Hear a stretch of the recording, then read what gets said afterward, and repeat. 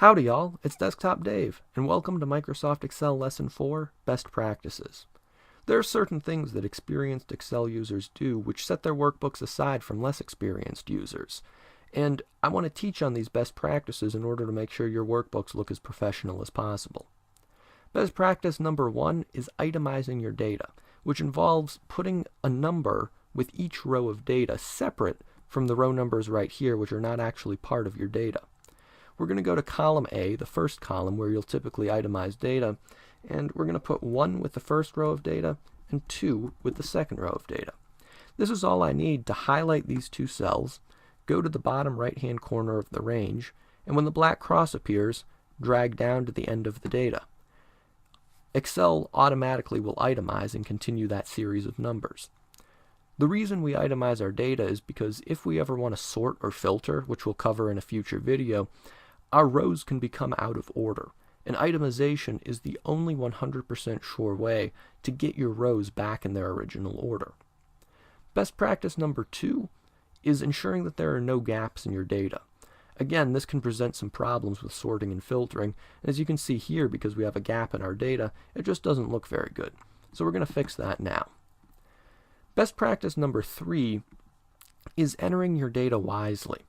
Think about what the number format for your cell or for your column is, and enter your data with respect to that.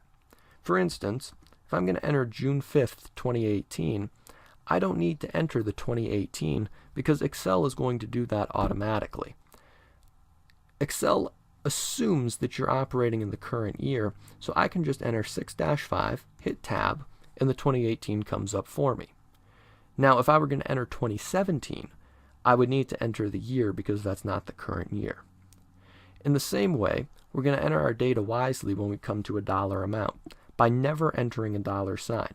Instead, we're just going to enter the dollar amount without the dollar sign, hit Tab, and because it was formatted to currency, the dollar sign automatically comes up. Best practice number 4 is keeping the first name and last name separate.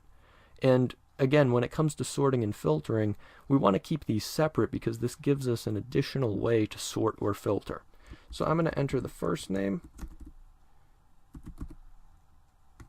and the last name and hit Tab. And when I enter the phone number, just like the dollar sign, I'm not going to enter any parentheses, dashes, or anything else. I'm just going to enter 10 numbers, hit Tab, and Excel will do the formatting for me automatically. And lastly, best practice number 5 is not using spaces unnecessarily. When I enter the t-shirt size, I'm just going to type L for large. I'm not going to type L space or L 2 spaces. I'm just going to enter L, hit enter, and then that ensures that nothing when I sort or filter is going to be messed up because of that space unnecessarily after my text. This concludes Lesson 4. Thank you so much, God bless, and always find new ways to excel in life.